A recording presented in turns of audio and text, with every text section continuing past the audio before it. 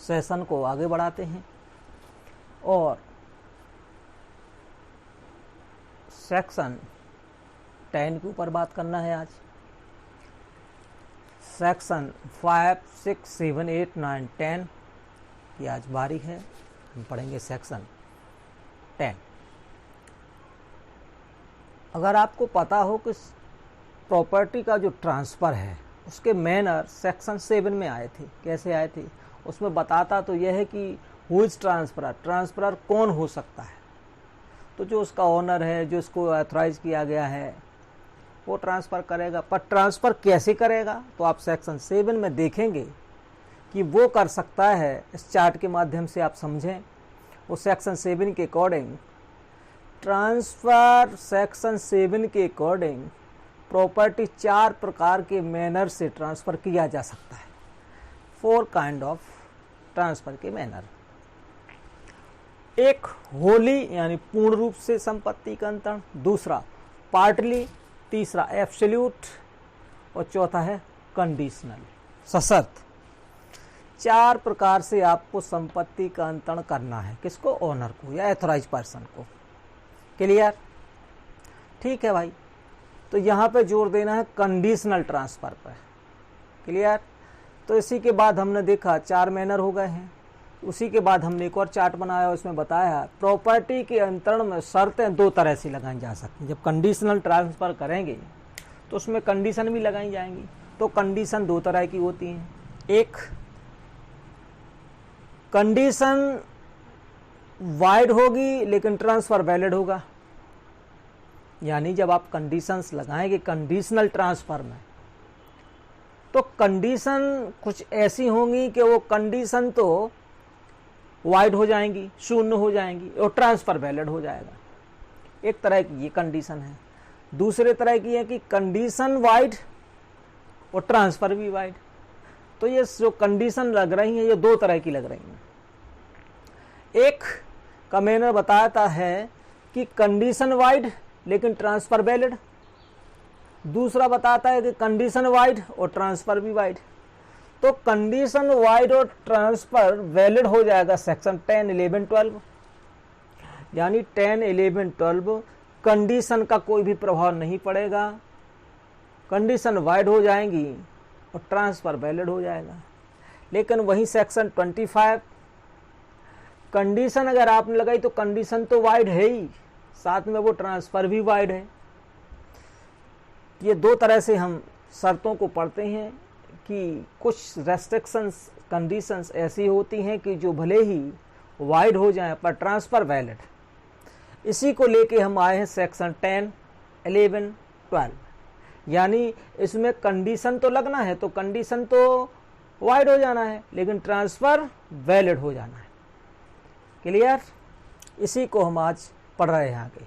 अब आती है कंडीशन कितने प्रकार की होती हैं, लगाई कितने प्रकार से जा सकती हैं, ये 2 प्रकार से लगाई। होती कितने प्रकार की हैं, 2 प्रकार की होती हैं। पूर्ववर्ती शर्त और पश्चातवर्ती शर्त। पूर्ववर्ती शर्त condition president, section 26। Condition president पूर्ववर्ती शर्त, कंडीशन सब्सिक्वेंट पश्चातवर्ती शर्त, सेक्शन 29। ये 2 तरह की शर्तें होती हैं। इन पर हम विस्तृत से चर्चा करेंगे। अभी हमें चूंकि एक कंडीशन प्रेसिडेंट और कंडीशन सब्सिक्वेंट को समझना था कि ये शर्तें कैसी लगाई जाती हैं। तो पूर्ववर्ती शर्त यानी नाम से स्पष्ट है कि पहले शर्तों का कंप्लायंस किया जाए, इसके बाद संपत्ति का अंतरण होगा। पूर्ववर्ती शर्त यानी कि आपको पहले शर्तों का पालन करना है तभी आपको संपत्ति ट्रांसफर्ड होगी, कि पूर्ववर्ती शर्त होती है। पश्चातवर्ती शर्त नाम से स्पष्ट है कि संपत्ति का ट्रांसफ़र हो चुका है, अब आपको इसके बाद कुछ शर्तों का पालन करना है, पश्चातवर्ती शर्तें। क्लियर? तो यहाँ पे हमने कंडीशनल ट्रांसफ़र के लिए सेक्शन 10, 11 को देखा और 12 कि इसमें कंडीशनल ट्रांसफ़र होता है। कंडीशनल ट्रांसफ़र में जैसा कि मैंने बता दिया कंडीशन वाइड, ट्रांसफ़र वैलिड। इसी को लेके आया सेक्शन 10। तो सेक्शन 10 पढ़ने के पहले हम थोड़ा इसके चार्ट पर नज़र डालें। टीपीए का सेक्शन 10 इनग्रेडिएंट पार्ट पहले हमने इसके निकाल लिए कि इसमें जो लिखा है वो बेयर एक्ट में जो लिखा है वो यहाँ हमने छाप दिया। यहीं से हम इसको पढ़ते हैं तो बिल्कुल समझ में आ जाएगा कि भैया किसी भी संपत्ति, एनी प्रॉपर्टी, आपको पता है 5 से लेके 37 तक एनी प्रॉपर्टी की बात है, चाहे मूवेबल हो चाहे मूवेबल प्रॉपर्टी हो, किसी भी संपत्ति का अंतरण वैलिड हो। सबसे पहली तो यही है। क्यों? क्योंकि ट्रांसफर पहले वैलिड हो। अभी सेक्शन 6 में देखा था, सबसे लास्ट क्लॉज में लिखा था कि ट्रांसफर वैलिड होना चाहिए। इसका मतलब ये हुआ कि अंतरण वैलिड हो तो ये ऐसा ट्रांसफर कहीं ना कहीं सेक्शन 23 कॉन्ट्रैक्ट एक्ट के अकॉर्डिंग ना हो। ऐसा ट्रांसफर टीपीए की धारा 25 के अकॉर्डिंग ना हो। क्लियर? तो पहले तो ट्रांसफर ही वैलिड हो, नेचुरल चीजों का ना हो, नेचर के अगेंस्ट ना हो। क्लियर? तो पहले तो ट्रांसफर ही वैलिड हो, एक सबसे महत्वपूर्ण शर्त। सेक्शन 10 कहती है संपत्ति का पहले तो अंतरण वैलिड हो, और संपत्ति का तो अंतरण वैलिड हो, जो अंतरण किया जाए इंटरेस्ट वो कैसा हो? एब्सोल्यूट हो। वो वेरी गुड। संपत्ति में जो इंटरेस्ट दिया जा रहा है, जो हित का अंतरण किया जा रहा है, वो कैसा है? आत्यांतिक, पूर्ण हित दिया जा रहा है। तो हित भी दो तरीके से ट्रांसफर किए जाते हैं, मैंने आपको बताया था। एक एब्सोल्यूट राइट देते हैं, एक लिमिटेड इंटरेस्ट देते हैं। Absolute right by sale, exchange, gift. तो आपने संपत्ति में जो इंटरेस्ट ट्रांसफर किया वो कैसा है? एब्सोल्यूट। तो पहली बात, संपत्ति का जो ट्रांसफर हो रहा है वो ट्रांसफर वैलिड हो, एक बात। और जो इसमें हित क्रिएट किया जाए, जिस हित को आप दूसरे को दे रहे हैं, वो कैसा इंटरेस्ट है?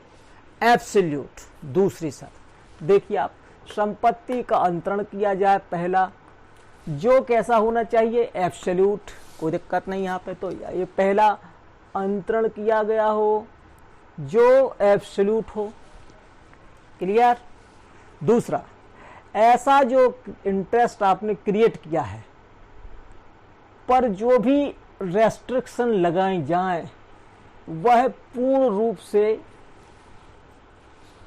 आप पर रेस्ट्रिक्शन लगाई गई हो। यानी रेस्ट्रिक्शन का नेचर बता रहे हैं। पहले तो बताया संपत्ति का वैलिड ट्रांसफर हो, फिर वो कहते हैं कि इसमें इंटरेस्ट एब्सोल्यूट दिया जाए, फिर वो कहते हैं कि जब संपत्ति का अंतरण कर दिया जाए, एब्सोल्यूट इंटरेस्ट दे दिया जाए, फिर देने के बाद उस पर रेस्ट्रिक्शन लगाई जाए। तो पहला ट्रांसफर वैलिड हुआ। इंटरेस्ट आपने सामने वाले को क्रिएट कर दिया, इंटरेस्ट का नेचर एब्सोल्यूट गया, एब्सोल्यूट हो जाने के बाद अब आप उसके ऊपर रेस्ट्रिक्शन लगा रहे हैं। और रेस्ट्रिक्शन कैसी लगा रहे हैं आप? पूर्ण रूप से। तो पूर्ण रूप से मतलब, तो इसका मतलब कि कोई पूर्ण रूप से होता होगा, कोई पार्शियल होता होगा। दो तरह की रेस्ट्रिक्शन होती हैं। एक जो आप उस इंटरेस्ट पर एब्सोल्यूट रेस्ट्रिक्शन लगा रहे हैं, पूर्ण रूप से अवरोध कर रहे हैं। दूसरा, आप उस पर पार्शियली कर रहे हैं। तो पार्शियली रेस्ट्रिक्शन यहां सेक्शन 10 में अलाउ है। आपको रोका गया है पूर्ण अवरोध पर, ठीक है? आप एब्सोल्यूट रेस्ट्रिक्शन नहीं लगा सकते। फिर से देखते हैं, ट्रांसफर वैलिड हो, ट्रांसफर हो गया, इसके बाद जो इंटरेस्ट हो वो एब्सोल्यूट गया हो, पूर्ण रूप से आत्यंतिक रूप से इंटरेस्ट गया हो। दो बातें। तीसरी बात आई है कि जो भी आपने इंटरेस्ट क्रिएट किया है उस पर आपने सेक्शन 10 के अकॉर्डिंग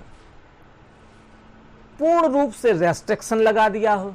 किस चीज पर लगा दिया हो? आगे देखते हैं। रेस्ट्रिक्शन का नेचर, जो रेस्ट्रिक्शन आपने लगाई हैं, जो अवरोध लगाई हैं, कैसे लगाए हैं? एक, कि आप इस संपत्ति को अपने पास से अलग नहीं कर पाएंगे। इसका मतलब ये हुआ कि जो संपत्ति ट्रांसफर ने आपको ट्रांसफर कर दी, आप ही इस संपत्ति को रखेंगे, बस इस संपत्ति को आप किसी अन्य व्यक्ति को ट्रांसफर नहीं करेंगे, आप अलग नहीं करेंगे। मतलब ये संपत्ति तब रहेगी जब तक आप ही के पास रहेगी।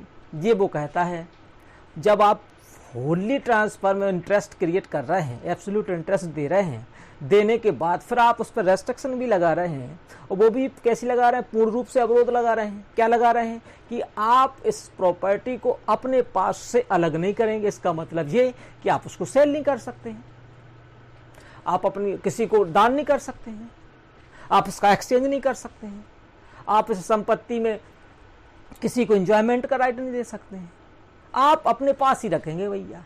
तो एक ये पूर्ण अवरोध वाली शर्त है। दूसरा फिर कहते हैं व्ययन यानी डिस्पोजल नहीं कर पाएंगे। दो चीजें, एक संपत्ति को अलग नहीं करेंगे, दूसरा ऐसी संपत्ति का आप डिस्पोजल नहीं करेंगे। डिस्पोजल जैसे आपको मॉर्गेज देना है, आपको लीज पे देना है, वो आपको टेनेंसी पे देना है, वो कह रहा है ये भी नहीं आप कर पाएंगे। ये तो गलत बात है। जब आपने होल ट्रांसफर प्रॉपर्टी का एब्सोल्यूट इंटरेस्ट क्रिएट कर दिया है सामने वाले को, ट्रांसफर को जब एब्सोल्यूट इंटरेस्ट क्रिएट हो जाए, फिर आप उसके ऊपर जो शर्तें लगाते हैं, उन शर्तों का मैनर है कि आपने उस पर एक तो की संपत्ति आप अलग नहीं करेंगे, इस पर रेस्ट्रिक्शन लगाया, और दूसरा कि आप इसका डिस्पोजल नहीं करेंगे, इस पर रेस्ट्रिक्शन लगाया। तब सेक्शन 10 बोलती है कि ऐसा ट्रांसफर जो आपने ऐसी प्रॉपर्टी में किया था, वो ट्रांसफर तो वैलिड हो जाएगा और इस तरह की रेस्ट्रिक्शन शून्य हो जाएंगी, वाइड हो जाएंगी। Very good. कैसे होगा देखते हैं। पर होगा कब ये? तब जब कि सेक्शन 10 फुलफिल हो जाए। तो सेक्शन 10 की फुलफिल होने तक आपने देखा ट्रांसफर वैलिड, इंटरेस्ट कैसा दिया हो, एब्सोल्यूट। एब्सोल्यूट इंटरेस्ट देने के बाद रेस्ट्रिक्शन आई। रेस्ट्रिक्शन जो ट्रांसफर था उस पर कैसा लगाई आपने? पूर्ण अवरोध लगाया। किस चीज को लेके? दो चीजों को लेके, ए और बी। जब ये आपने उसके ऊपर रेस्ट्रिक्शन लगाई तो सेक्शन 10 आगे बोलती है कि इस तरह की जो शर्तें और मर्यादाएं, जो रेस्ट्रिक्शन आपने लगाई हैं, ये वाइड हैं और जो इंटरेस्ट क्रिएट हो चुका था वो ट्रांसफर वैलिड है। इस तरह से सेक्शन 10 हो गया। तब ऐसे अंतरण पर शर्त रेस्ट्रिक्शन वाइड हो जाएंगी और अंतरण वैध हो जाएगा। क्लियर लिखा। कंडीशंस जो लगाई थे रेस्ट्रिक्शन वो वाइड और ट्रांसफर वैलिड। नेक्स्ट लाइन आती है, ऐसे ट्रांसफर पर अंतरण पर आंशिक पार्शियल रेस्ट्रिक्शन लगाई जा सकती है। क्लियर है। अभी हम बताते हैं पार्शियल रेस्ट्रिक्शन क्या होगी, एब्सोल्यूट क्या होगी। तो क्लियर बात तो ये अभी तक तो सेक्शन 10 यहाँ है कि सेक्शन 10 पूर्ण अवरोध वाली शर्तों को रोकता है और ऐसी शर्तें अगर लगाई जाती हैं तो वाइड हो जाएंगी और अंतरण वैलिड हो जाएगा। अगर रेस्ट्रिक्शन पार्शियल हैं तो वो अलाउ रहेंगी और सेक्शन 10 ऐसी शर्तों को मान्यता देता है। देखिए, पूर्ण अवरोध वाली शर्तें हो सकती हैं कि आप इस संपत्ति का एंजॉय नहीं करेंगे, आप ऐसी संपत्ति को सेल नहीं करेंगे, किसी को किराए पे नहीं देंगे, टेनेंसी नहीं रखेंगे, ये तमाम बातें। दूसरा पार्शियल रेस्ट्रिक्शन। पार्शियल रेस्ट्रिक्शन को सेक्शन 10 अलाउ कर रहा है। कैसे कर रहा है? ऐसे कि ए एक पिता है और वो भी अपने पुत्र को कुछ संपत्ति ट्रांसफर करता है और ट्रांसफर हो जाने के बाद उसको एब्सोल्यूट उस पर इंटरेस्ट क्रिएट कर देता है और ऐसा करने के बाद उस पर वो एक शर्त लगाता है कि बेटा मेरे जीवन काल तक ये संपत्ति किसी को ट्रांसफर नहीं करना, फिर तेरी मर्जी। ये पार्शियल इंटरेस्ट है, ये पार्शियल कंडीशंस है, ये पार्शियल रेस्ट्रिक्शंस है। ये पार्शियल रेस्ट्रिक्शन सेक्शन 10 अलाउ करती है। दूसरा आप एग्जाम्पल समझिए कि ए ने बी को प्रॉपर्टी ट्रांसफर की और उसने ए ने बी से कहा कि ये प्रॉपर्टी किसी भी हालत में इस पूरे संसार में आप सी जो मेरा दुश्मन है उसको अंतरित नहीं करना, बाकी किसी को भी कर देना। तो ये भी एक पार्शियल रेस्ट्रिक्शन है। सी को छोड़ के आप सबको अंतरित कर सकते हैं, ये कोई रेस्ट्रिक्शन एब्सोल्यूट नहीं है, क्योंकि बस सी को ही तो छोड़ना है। सी को छोड़ के आप किसी को भी करिए, तो ये कैसी हो गई है? Partial restriction. सेक्शन 10 अलाउ करता है, तो पार्शियल रेस्ट्रिक्शन लगाई जा सकती है और सेक्शन 10 में ऐसा ट्रांसफर वैलिड हो जाएगा। क्लियर है? ये सेक्शन 10 की लैंग्वेज है। देखते हैं वेयर एक्ट में यहीं तक, फिर इसके प्रोविजो हैं और एक्सेप्शन, दो चीज़ें आएंगी, वहाँ से सेक्शन का मुखड़ा हम यहाँ से बदलेंगे। यहाँ तक आप समझ लीजिए, हिंदी में पढ़ते फिर इंग्लिश में समझाएंगे। जहाँ की संपत्ति ऐसी शर्त या मर्यादा के अधीन अंतरित की जाती है, देखिए आप, where a property transfer subject to अधीन किसके? कंडीशन और लिमिटेशन।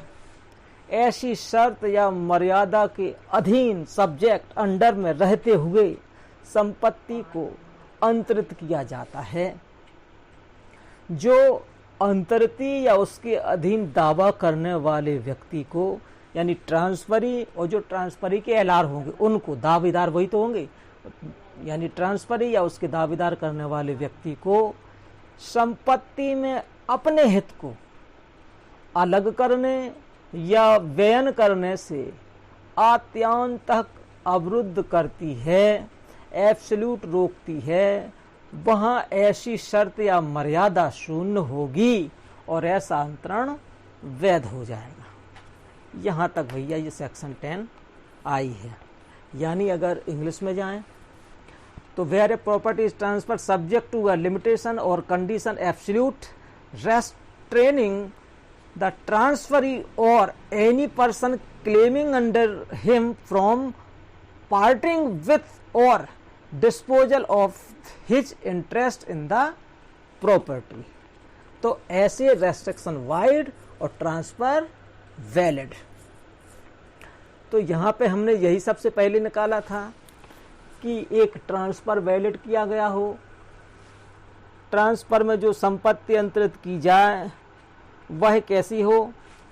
एब्सोल्यूट राइट इंटरेस्ट किया गया हो, वहाँ पे जो इंटरेस्ट क्रिएट किया गया है उस पर आत्यांतक अवरुद्ध करने वाली शर्तें लगाई गई हो कि आपको जो रेस्ट्रिक्शन है यह पूर्ण रूप से लगाया जाता है। किस चीज़ पे लगाया जाता है? कि आप ऐसी संपत्ति को अलग नहीं करेंगे और इसका डिस्पोजल नहीं करेंगे। तब सेक्शन आगे बोलती हैं वहाँ ऐसी शर्तें और मर्यादा, ऐसे अंतरण पर ऐसी शर्त और मर्यादा, लिमिटेशन एंड कंडीशन शून्य होगी और अंतरण वैध होगा। क्लियर है? तो सेक्शन 10 ने जो एब्सोल्यूट रूप से रोक रही थी शर्तें, उनके बारे में सेक्शन 10 ने बात की है। तो यहाँ पर पार्शियल रेस्ट्रिक्शन पर सेक्शन 10 बात नहीं करती, इसलिए इंटरप्रिटेशन से सामने निकल के आता है कि ऐसे अंतरण पर रेस्ट्रिक्शन जो पार्शियल हैं, जो आंशिक रूप की हैं, जो एग्जाम्पल में मैंने बताए, वो उस पर अवरोध लगाया जा सकता है। बोलो भाई, समझ में आया होगा? तो यहाँ पर हमने 3 लाइनों के लिए प्रोविजो के पहले पर आप देखो वहाँ लिखा होगा शिवाय, शिवाय से यहाँ से आ जाता है प्रोविजो। यानी जब 3 लाइनों को हमने पढ़ लिया तो 3 लाइन जो ऊपर से हमने अभी तक पढ़ा था, ये सेक्शन 10 का जनरल रूल है।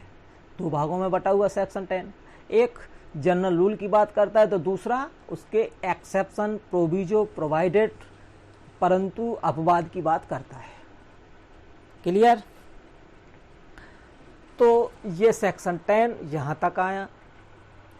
आने के बाद हमने पार्शियल और होल उसके रेस्ट्रिक्शन को समझा। अब सेक्शन 10 के एक्सेप्शन की बात आती है, अपवाद, क्योंकि सिवाय से वहाँ से बात होने लगी है। वो कहता है सिवाय ऐसे पट्टे की दशा में जिसमें कि वह शर्त पट्टाकर्ता या उसके अधीन दावेदारों के फायदे के लिए किया गया हो। देखिए आप, सिवाय मतलब ऐसी शर्तें सेक्शन 10 के जनरल रूल में तो अलाउ नहीं हो रही हैं, लेकिन सिवाय के बाद अलाउ हो रही हैं। कब हो रही हैं? तो वो उतार रहा है ट्रांजैक्शन। ऐसे पट्टे की दशा में जिसमें कि वह शर्त पट्टा करता है उसके अधीन दावेदारों के फायदे के लिए है। ऐसे लीज की दशा में जिसमें लेजर अपने फायदे के लिए जब वो संपत्ति का अंतरण कर रहा हो,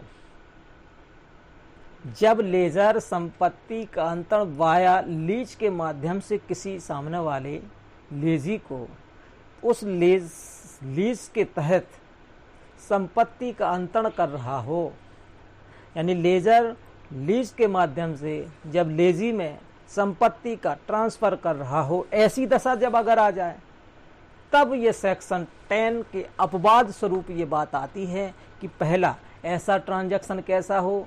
लीज के नेचर का हो। लीज के नेचर जब उसमें ट्रांसफर हो रहा हो, यानी पट्टा के माध्यम से संपत्ति का अंतरण अगर हो रहा हो, और ऐसे होने पर लेजर अगर कोई रेस्ट्रिक्शन लगाता है, क्या रेस्ट्रिक्शन लगाता है? वो ये रेस्ट्रिक्शन लगाता है कि मैं, यानी उस लेजर और इसके जो क्लेमर हैं, दावेदार हैं, उनके हितों पर कोई भी प्रभाव नहीं पड़ेगा। तो भैया ये सेक्शन 10 अलाउ करती है ऐसी शर्तें। अगर वो ये रेस्ट्रिक्शन लगाता है कि आप ऐसी संपत्ति को अपने से अलग नहीं करेंगे, यानी आप सेल नहीं करेंगे, बिल्कुल लेजर तो चाहेगा कि मेरी प्रॉपर्टी सुरक्षित रहे, या फिर आप इसका डिस्पोजल नहीं करेगा। अगर लेजर ने कह दिया है लेजी से कि आप इसका मॉर्गेज नहीं करेंगे, तो आप नहीं कर पाएंगे।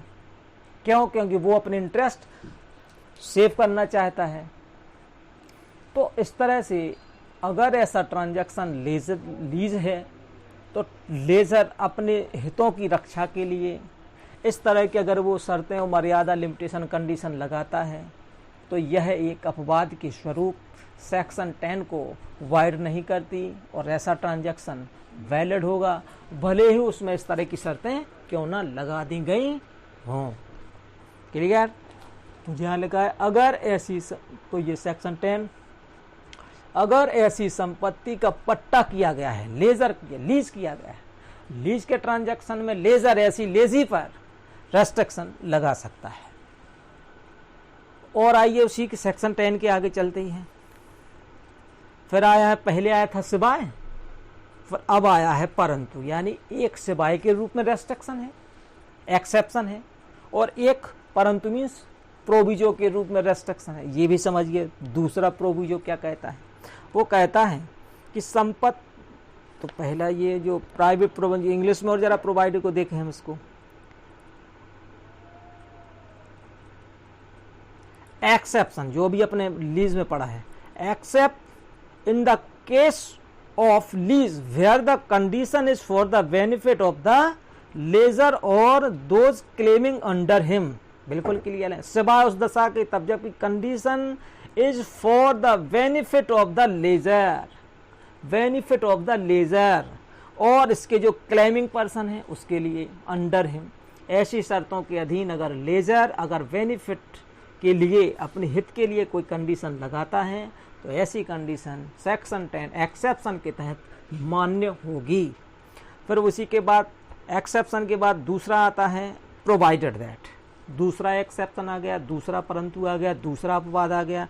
Provided that property may be transfer or for the benefit of a women, कोई संपत्ति अंतरित की गई है एक ऐसी स्त्री के लिए, एक ऐसी स्त्री के बेनिफिट के लिए जो नहीं है ऐसी महिला। कौन नहीं है?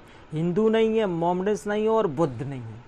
ठीक है, अगर कोई संपत्ति का अंतरण किसी ऐसी वोमेन स्त्री को किया गया है जो नहीं है हिंदू, मुस्लिम और बौद्ध, तो इसका मतलब कैसी हो? ईसाई। यस, सेक्शन 10 ईसाई महिला के बारे में बात कर रहा है कि एक ऐसी महिला जो ना हो इन 3 प्रकार से। इसका मतलब अगर शॉर्टकट में बोलें तो कह सकते हैं कि ऐसी महिला जो कास्ट में कैसी है? ईसाई है।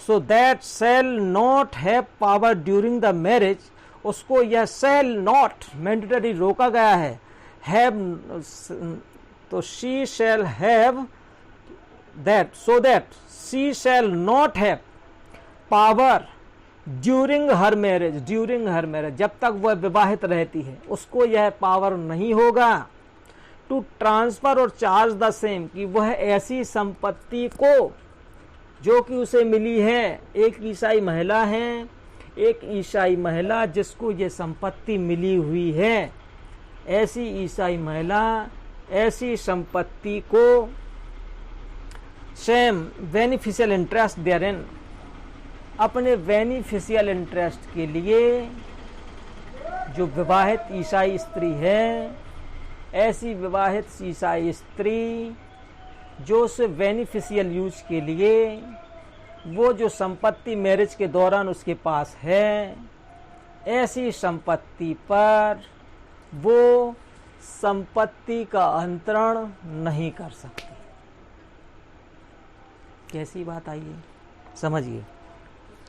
वो कहते हिंदी में आइए अब, परंतु संपत्ति किसी स्त्री को जो हिंदू, मुसलमान या बौद्ध ना हो, क्लियर, यानी ईसाई हो, या उसके फायदे के लिए इस प्रकार अंतरित की जा सकेगी कि उसे अपनी विवाहित स्थिति के दौरान उस संपत्ति को या उसमें अपने लाभप्रद हित को अंतरित या भारित करने की शक्ति ना होगी।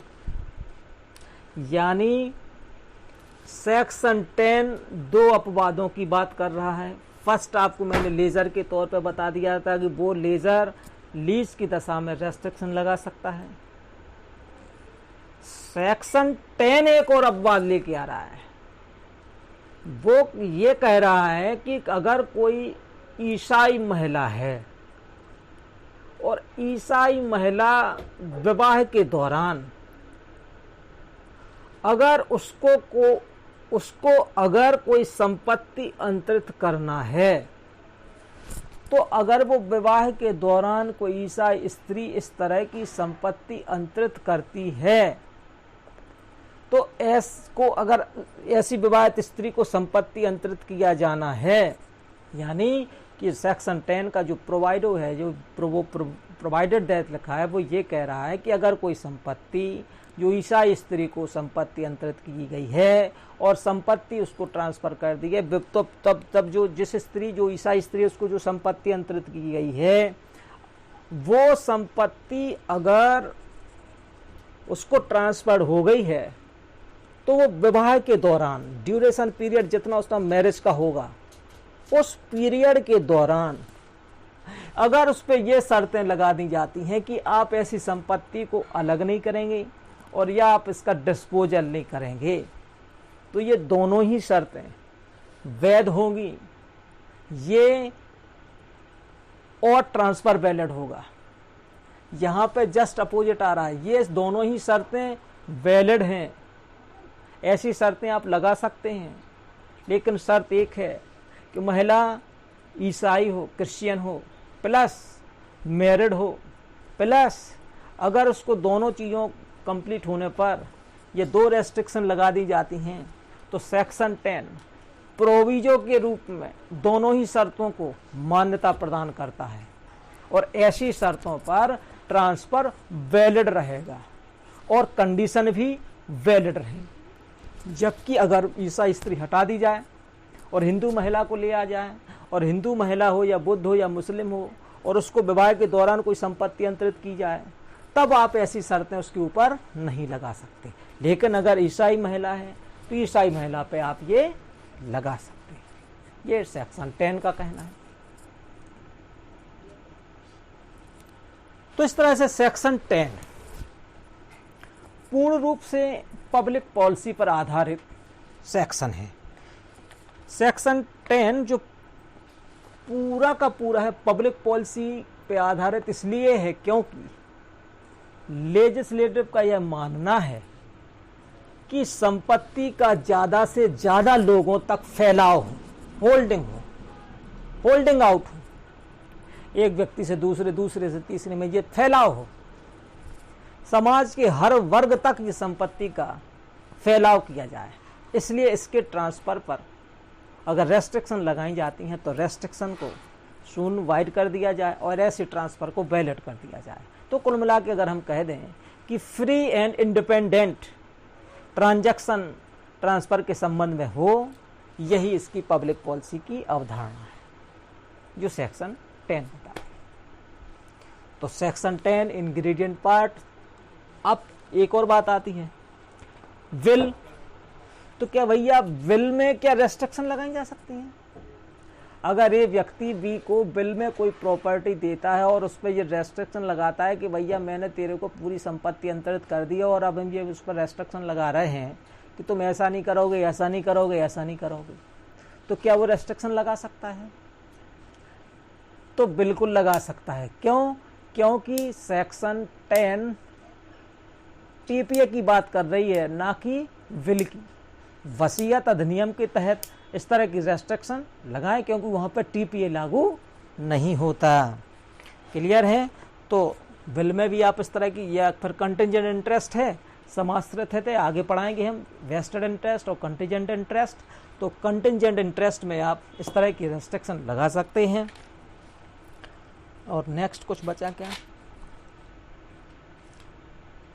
इस तरह से सेक्शन 10 आपको समझ में आया होगा। जिस सेक्शन 10 का जनरल रूल है, आधा पार्ट सामान्य सिद्धांत की बात करता है, आधा पार्ट अपवाद की बात करता है। ये दो तरह के अपवाद हमने आपको समझा दिए हैं। आप अब उस डायरेक्ट को पढ़ना, साथ में चार्ट रखना। ये दोनों ही मैंने आपको भेज दिए हैं फोटो करके इसके, तो ये आप देखना। इसके बाद जो भी दिक्कत हो आप बिल्कुल फ़ोन लगाइए और तत्काल आपको प्रॉब्लम हल कर दी जाएगी। ठीक है, ओके। बाकी सेक्शन 11 और 12 हम लेके आते हैं।